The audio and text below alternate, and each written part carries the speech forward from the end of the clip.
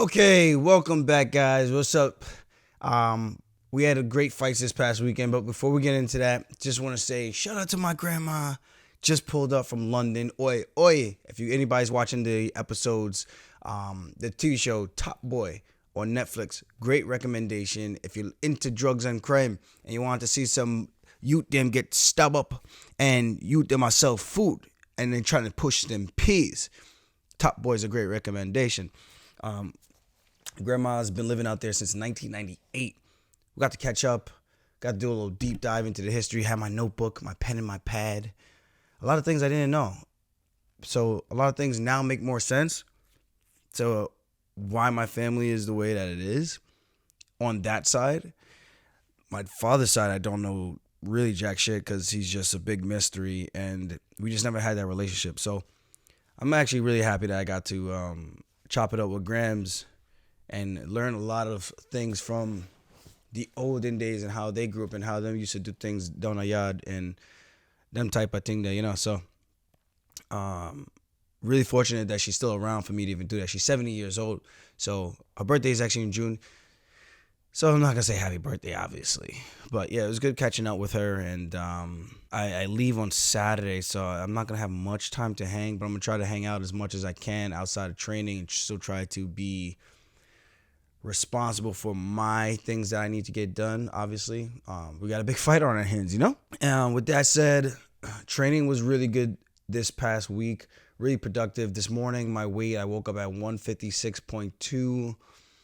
I have a little less than 3 weeks, so, or do I have 3 weeks exactly? Now I need to double check. Yeah, I think a little less than 3 weeks from Fight Night. So 1, 2, 3, 4, 5, 6, 7, 14. Yeah. So a little less than 3 weeks to really dial it in. Waking up at 56.2, not bad. I'm hoping by the end of the week I could be waking up around 150. Just get my body acclimated to walking around at the weight that I'm possibly going to fight at inside the cage, which is going to be closer to like 52, 54. So I'm like right there. But I would like to wake up lighter just to make my life easier when it comes to the weight cut. Never easy. It's always part of the process. People always ask me and they go, how do you lose that weight? And I'm just like, do you really want to know? Do you really, really want to know? Like, in terms of like, do you want me to bore you with the details of all the things that I have to do? Like, I don't know if you really want to know. I think it's more of an excitement and just like in shock. Like, how do you do it? So I'm just like, man, it's a lot of work. It's a lot of dieting. It's a lot of training. It's a lot of hours. A lot of sacrificing. I mean, I don't have much to lose. My body fat percentage is super low to begin with. So I just try to explain that part to people so that we don't have to get into the minute, or for me, very huge details on what I need to do exactly to get the weight off. It's not fun. At the end of the day, that's what it comes down to. It's not fun. So when people ask me about weight, it's actually, and I know I'm going to say this and people are going to keep asking me even more now, but when people ask me about weight, I just go, it's okay, because you're not going to help me cut the weight. You're not going to suffer with me. You're not going to help me do the diet. You're not going to help me do anything. So making me talk about it does nothing but just make me more, I don't want to say depressed, more sad that I have to lose the weight. No matter what, I have to lose the weight. So it's just one of those things I don't want to have to constantly think about. I'm already doing it on a day-to-day basis, so make me have to talk about it when I'm already low energy does not do me any favors, and I just rather not engage in those type of conversations, So I leave it as it is. There's work to be done, and that's as pretty much black and white as it gets. But other than that, man, we did 5 rounds of sparring on Saturday. I was really beat up, man. I thought I wasn't going to be able to get through 5. I thought I was going to be able to do 4 and then just hit the pads in the 5th. But I pushed through, did the 5th. I actually felt better on Saturday than I did on Thursday. Because Thursday, as always, my MO, I forgot my mouthpiece. I don't know why I keep doing this. You would think a professional athlete at the highest level might not forget his tool bag for work. You need a couple things. You need a pair of shorts, you need a cup, and a mouthpiece. And even a cup, you could get away with not wearing a cup. I brought the cup, didn't bring the mouthpiece. Very interesting day. I've done this multiple times, though. Sparred 4 rounds on Thursday, but I was noticeably more tired when that 4th round was over compared to this past Saturday. I used tape, biting down. I didn't get hit that much. I did get hit like one time in the back of the head, or kind of got like a little bit of a headache after that. Nothing significant where I was like, boom, crack, or like, yo, that was the shot that did that. Nah, there was no moment in the sparring session that I could point to and go, this is where that happened. So it's just one of those things. You spar, high pace, high action, and whatever. So rounds were good. Super excited, man. This past weekend, I went with Dennis the first 2 rounds, and then the last 3 rounds I went with Marab, a little bit of a faster guy, more my weight, would be more practical in terms of the height of TJ, and will be moving around more like TJ in comparison to Dennis. Dennis is more stationary, but he does a good job of giving me the switch stance looks. But he's not like constantly on his bike like Marab is constantly moving, faking. So there's a lot more to think about because you just don't know what the guy's going to do. So good training. Thank you guys for the push as always. Let's get this shit done October 22nd, baby. Let's go. Real quick, Mackenzie Dern versus Xiaonan. That fight should have been a draw. At the very best, a draw. That 5th round, so you have Yan, she won the first round, looked phenomenal. Side kicks, teeps, oblique kicks, sharp combinations, and then getting out of there, pushing off Dern, never really letting her get a hold of her in that first round for too long. And then 2nd round, Dern takes her down. She wins the round, 1 apiece. 3rd and 4th round easily goes to Xiaonan. Dern takes her down at the end of the round and makes it interesting, but it's at the end of the round where there's like seconds left on the clock. I mean, had you had done that with maybe a minute left to work, you could have made the decision a little bit more difficult to make, because it's not like Xiaonan was like tagging her up crazy to win those 3rd and 4th rounds, but she was clearly in the driver's seat, and Dern was trying to figure out a way just to infiltrate the perimeters, like Metal Gear Solid. Ding. If anybody ever played Metal Gear Solid, you know exactly what I'm talking about. If you know, you know. But then that 5th round, she took her down at the 4-minute and 20-second mark, and then was on top until maybe the last 10 seconds of the fight. The fact that that's not a 10-8 round just has me scratching my head. And it's not like she just held her. She was in mount. She was in back mount. Hooks are in. She went for the chokes. She probably landed 50 punches, albeit not like postured up, huge raining down blows, but she landed roughly 50 shots in that round. How in the hell can any judge in their right mind not dub that a 10-8 round is disgusting to me. And it just brings me back to my fight. It's like, what else do you have to do that could be so much more dominant in a grappling realm? It just might as well just say the grappling realm, there's no way you can get a 10-8 round unless you're beating the crap out of the person. And when I say beating the crap out of them in terms of the point where it was like that fight with Slav and Mike Davis. I don't know. I don't get it. I mean, the strikes were clearly outweighed. The duration, the threat of the damage. I mean, 4 minutes of control time versus Xiaonan circling in the first 30 seconds of that round and not landing anything that was like impactful to go, okay, I can see why this can't be a 10-8 round because she did damage as well in this round. But I'm like, but she did not. So I think Dern got robbed, not robbed from a victory, but I think she got robbed of having to hold an L on her record. I don't think she lost the fight. I don't think Xiaonan won the fight. I think the fight was super close. There were moments for both. Xiaonan had the one moment where she clapped her with a left hook that snapped Mackenzie Dern's head back, and I think that was in the 3rd round. And it looked like she rocked her. But then you had the 2 takedowns, and then the takedown at the end of the round. So it's just like the fight with the damage that Dern was able to do throughout the time that she was dominant, I think was more than enough to equal out, level out the damage done on both sides. Again, the biggest shot was the one that Xiaonan threw. That was a left hook. She went right to the body, left hook up top, popped Dern's head up. She was wobbled, but there was nothing that really was significant after that in terms of Xiaonan following up and really putting it on her. So the moments, they both had their moments, but I would argue that the moment in round 2 versus the moment in round 5, very, very similar.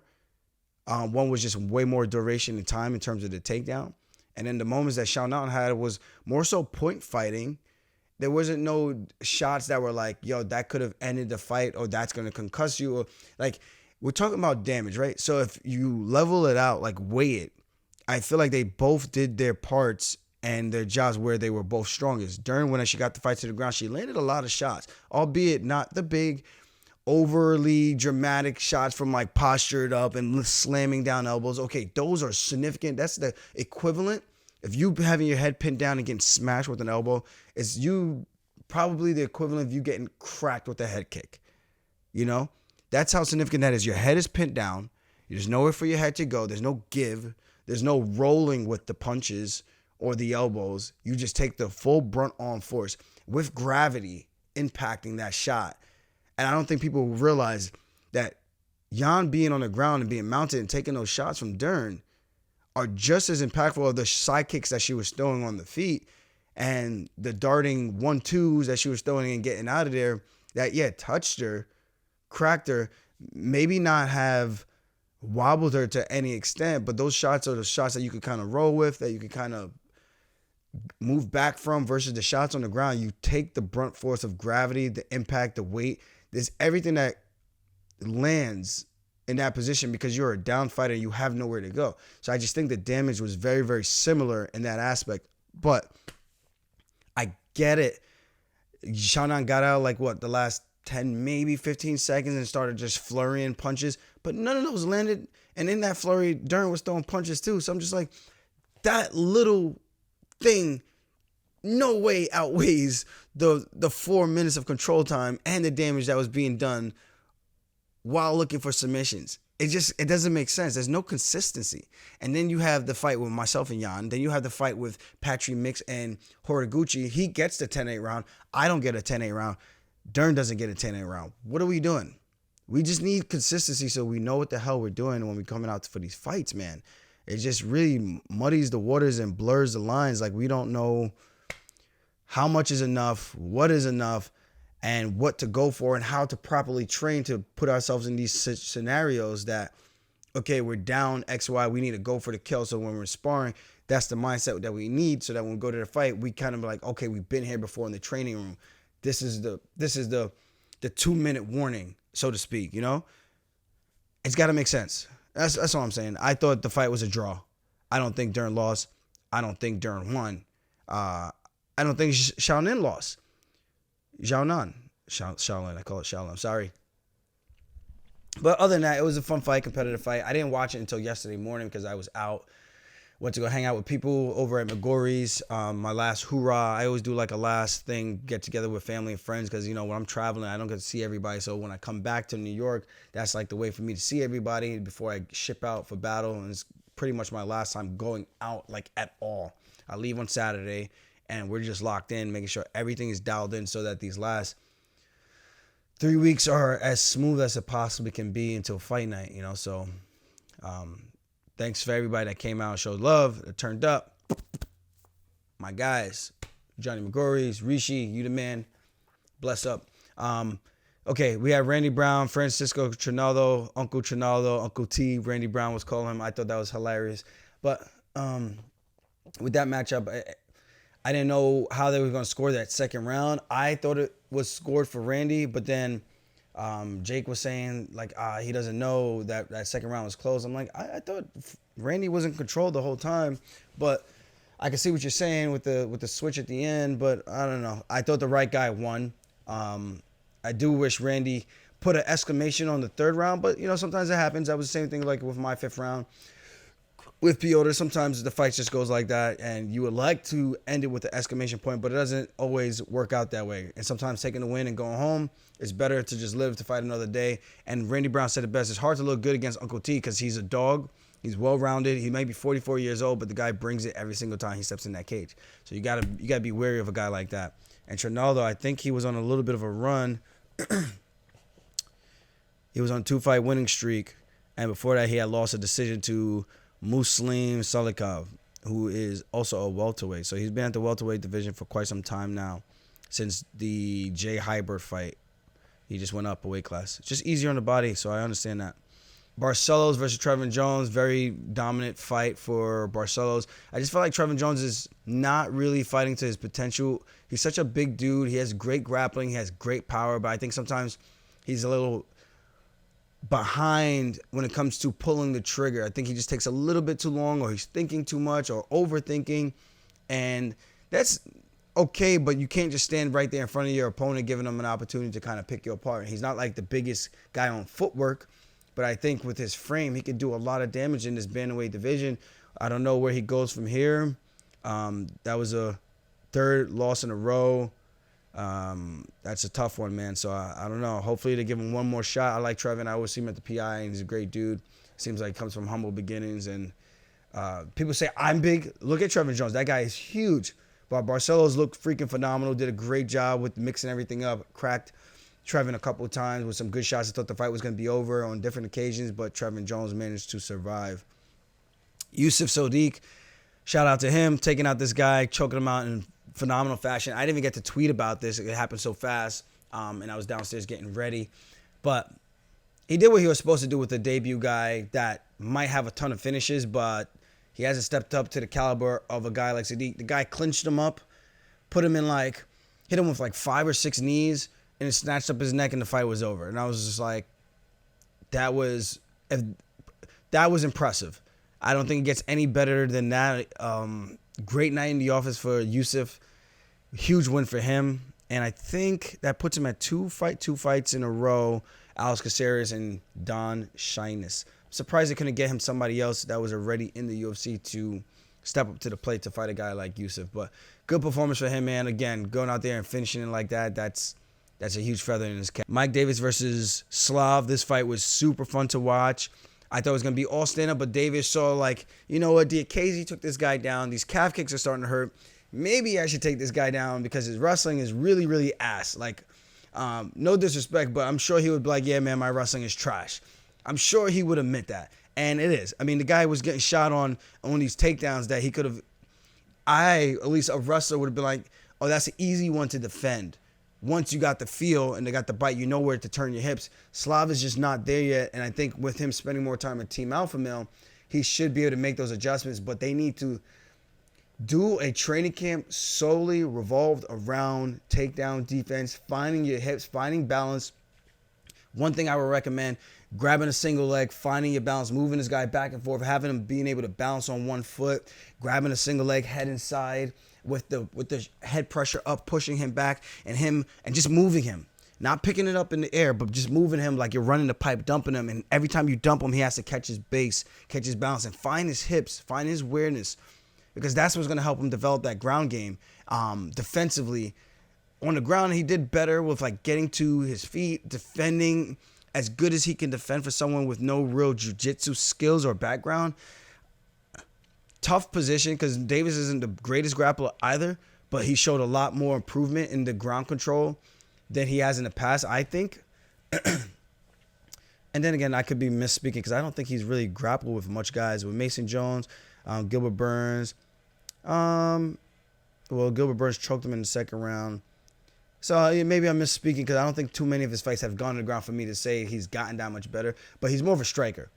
I think that we can all agree on. But he showed great awareness on the ground, timing on the takedowns, and then great control with the back mount, full mount, and Slav being able to survive those positions. Wow, I can't even talk today. I thought it was highly impressive. So good for him, man. I just think he does a couple of those things. If that was my advice, I would give this guy, and I think he would be a force to be reckoned with. But you got to fall in love with the grappling. You got to be doing that 4 to 5 times a week, mixed in with the striking so that you don't slack in that area, but in those areas just to make up for that ground so you're just competent. You don't need to be an expert. You just need to be competent enough that you could keep the fight standing long enough so that you could do damage, do some work, and have success. That's the best way I could put that. The next one, Daniel Santos, a.k.a. Mini Charles Oliveira from Shuto Box, beating John Castaneda, who I think was on a 3-fight winning streak. Castaneda, 2-fight winning streak. Lost to Nathaniel Wood, but beat Eddie Wineland by punches, choked out Miles John. So this guy was surging hot, really good prospect. Sexy Maxi cracked him 2 times with a head kick. It looked like the fight was over. Somehow he channeled his inner Charles Du Bronx. Usa. I don't know why I just did that. That was some straight up Dragon Ball Z anime shit. Yeah. But Daniel Santos showed that he is one to watch.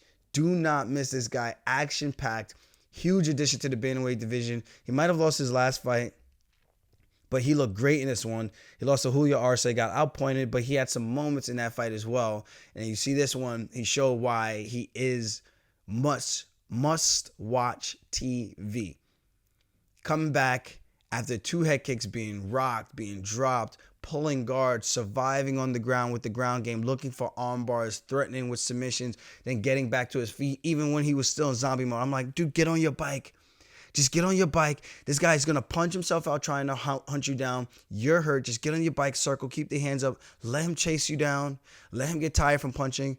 But instead, he let him get tired from punching his face and punching his body, and he still got the job done. Very impressive either way, no matter how he was going to get it done. I just think sometimes when you get hurt, it's better to. Some people are going to say, "Oh, it's I don't know." People have justification for things, and they've never been in a fist fight, and they've never been in a professional, let alone an amateur fight that can go the distance where they've been rocked, and both guys been rocked where they can speak from experience. They just like to talk, you know. I think longevity-wise, that's the way for him to go. And people can talk about his chin all they want. He's 27 years old. I don't know how many fights he can keep doing like that, because he will keep getting hurt. But again, if he keeps on the trajectory like a Charles Oliveira and keeps getting better, he will be the guy who's doing more of the hurting than getting hurt, which we've seen with the growth of Charles Oliveira. He wasn't getting dropped every single fight. There's been moments where he's gotten cracked, but not dropped every single fight. If he implements a takedown game, I think he's going to be that much more dangerous.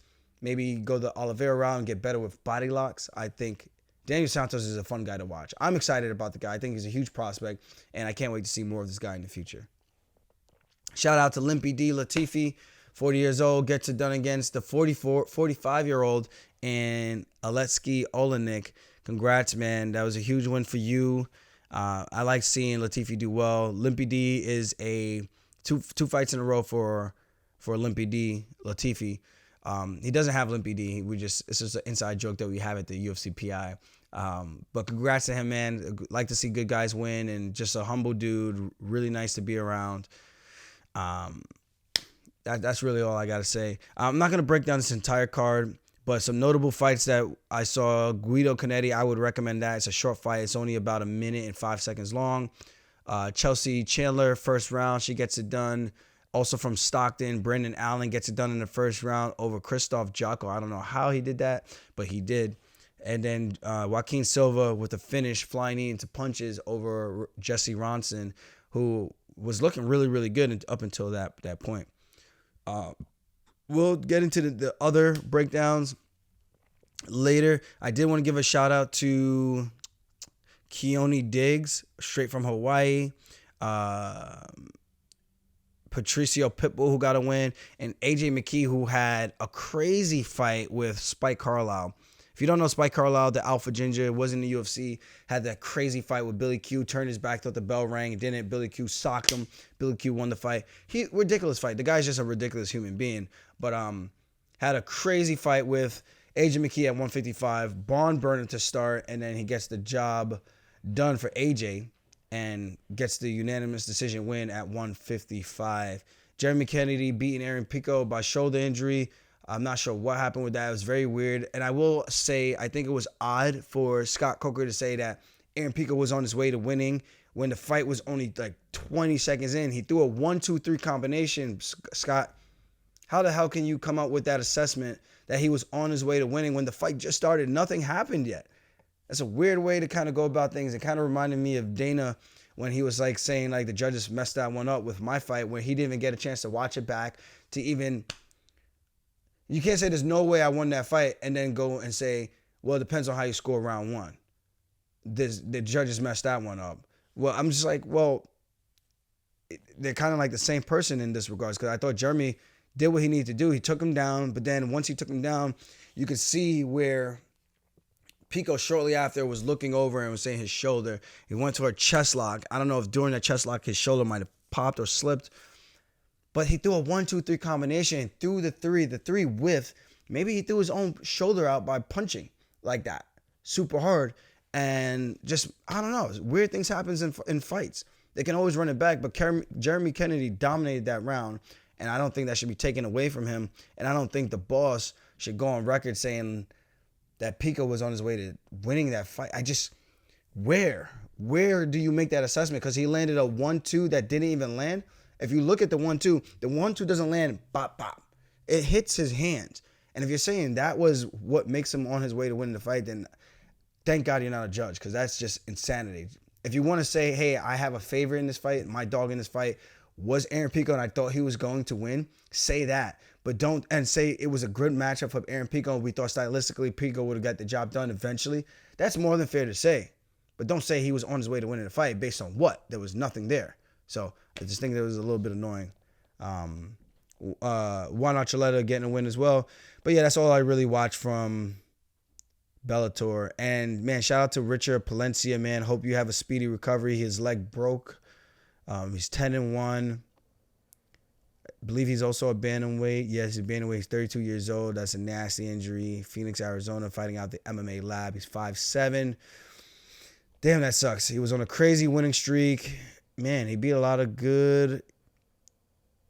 Yeah, so he had a good run, man. Damn, that sucks. He gets a lucky break into a big organization, and then that happens, man.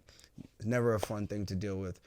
But other than that, thank you guys for tuning in. As always, you like my shit, subscribe to my shit, or spin it back, fist, baby. Shout out G-Fu. Use my promo code ALJO for 10% off. We do monthly, like usually 2 or 3 times a month. We do like a code boost for 30%. So whenever it's out there, I'll let you guys know. The code boost will be 30%. Code is always going to be ALJO. Go get yourself some G Fuel. Stay energized. Stay funky, baby. Peace.